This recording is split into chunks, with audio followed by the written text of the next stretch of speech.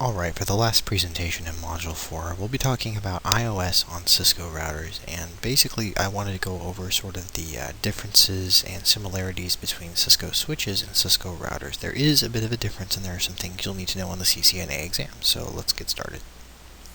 Contrasting routers with switches, routers tend to move packets from network to another, whereas switches tend to move frames from one network to another.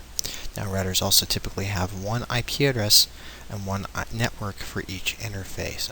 I guess I should be a little bit more clear about this. Typically, routers have one network for each interface. That is to say, on a switch, all interfaces will be on the same network, usually on the same subnet. I'm talking here about a typical unmanaged layer 2 switch in its simplest form. Routers tend to use interfaces that are not Ethernet as well as interfaces that are. Typically, these non-Ethernet interfaces are used for high-speed or WAN connections. Now, here's some additional informational commands. Some of these may look familiar to you from switches. Show version, you're probably already familiar with. Show interfaces, you're probably already familiar with.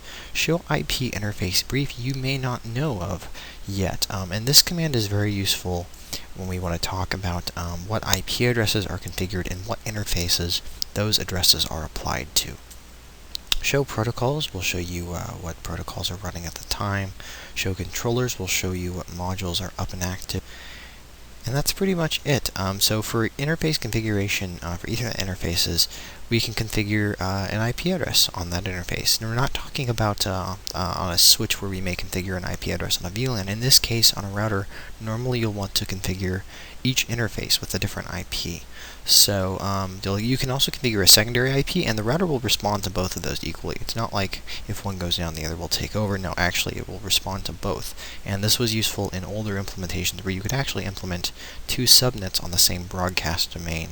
It's an interesting concept. It's not used as much, but it is effective in backup situations where things on one network may stop responding, the other one may still be up. So routers don't need to worry about topology loops, which is why you don't see any spanning tree configuration here.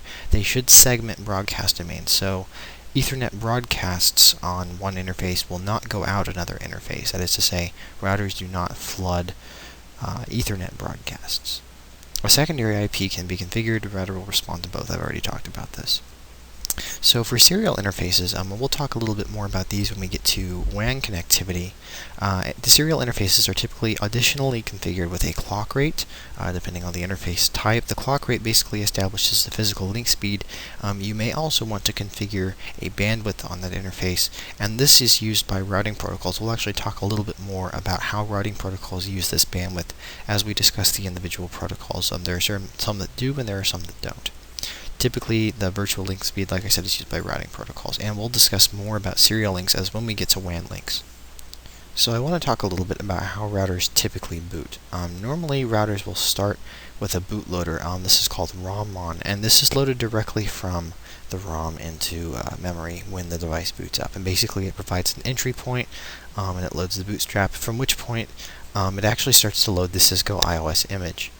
Typically, this is an image from Flash. You can also load it actually directly from a TFTP server, or depending on the device, you may load it directly from ROM. This is what's known as firmware.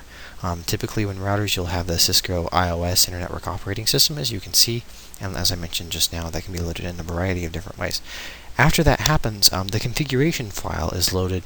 Typically, this is done from NVRAM on the local device, but it's also possible that for security reasons or for other configuration reasons, you may want to pull the device's configuration from a TFTP server for management purposes as well, or over the console, and you can actually do this directly. So typically, the iOS boot sequence, the overview here is it will load the bootloader, and then from there it will pull an Internet Working Operating System image. It will decompress that image, and then it will load a configuration file to apply actual interface and virtual configuration. So if you want to specify what iOS is booted, typically this is done with the boot system command, and normally this will be with a path to the image that you want to specify. So several of these commands can be entered, and basically what will happen is with a default configuration register, which we'll talk about here in a bit, it will take the first one. So you can enter a path in Flash, or possibly like I mentioned earlier, a TFTP server if you'd like to do that. The first available image in the list will be loaded by default And again, there are some changes you can make to the configuration register that we'll talk about here in a bit. These commands are stored in the running configuration, so when you modify this, you'll have to get into config mode to enter these boot system commands. The configuration register is an interesting thing. Basically, it is a single value that's looked at when the ROM-on, when the bootloader comes up, and based on this value, it will determine some various parameters, including the baud rate on the console port during ROM-on. It will determine whether the iOS boots or not. It will determine a number of other things, but the one that we're interested in, it controls various low-level functions. Where the value is also displayed. If you ever need to get this value while the iOS is up, you can do it with the show version command, and you can set this in while the iOS is up in config-register. Or if you happen to be in the bootloader, say you're trying to recover a failed device, you can use the confreg command while you're in ROM-on. And we're only interested in the last 4 bits, that is the last hex character in the boot field, and it's considered the boot field. If this last one is set to 0, typically it will only boot to ROM-on. It will just boot to the bootloader, and then it will not do anything. It will just stop and wait for you to prompt it to go further. If you specify a 1, what will happen is the bootloader will load the first iOS it finds in Flash. It won't even look at a startup configuration or anything. It will just load the first iOS it sees. And this is nice if you want to make sure that the iOS image is valid, or if you're having trouble loading a remote image, it may be nice to fall back to an image on the local system. However, if you the default is to set it to 2, and any value of higher will actually also do the same thing. And what this will do is it will load the first working boot system command. So it will go through all of the boot system commands in the startup configuration, and then load the first one it is able to do. Otherwise, it will load the first iOS in Flash. If there's no iOS in Flash, it will fall back to ROM-on. So that's the process with the boot field. The common default on most of our routers, including our integrated service routers, and a lot of them, it's 2102, hexadecimal 2102.